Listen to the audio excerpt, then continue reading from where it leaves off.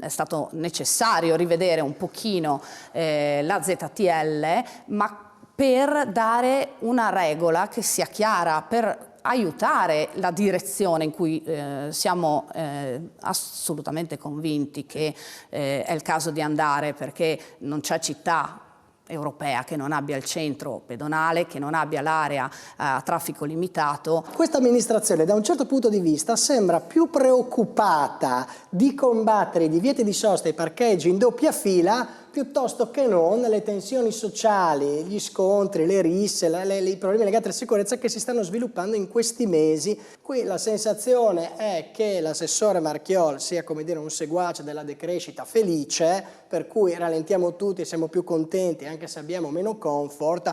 Come dire, è un'idea, ma dal mio punto di vista, come dire, è un'idea molto rischiosa, oltre che ideologica.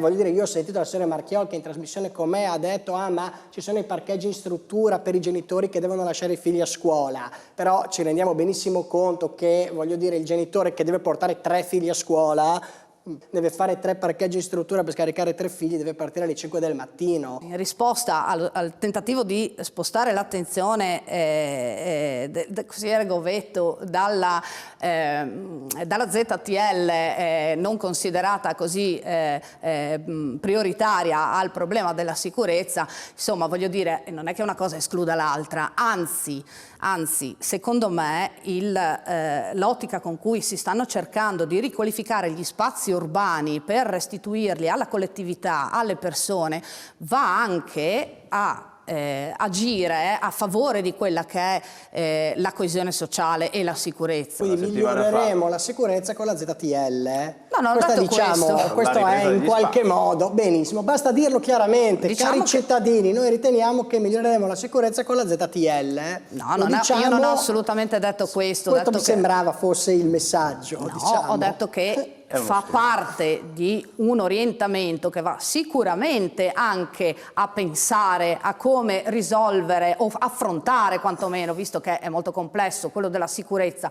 e questo è un elemento.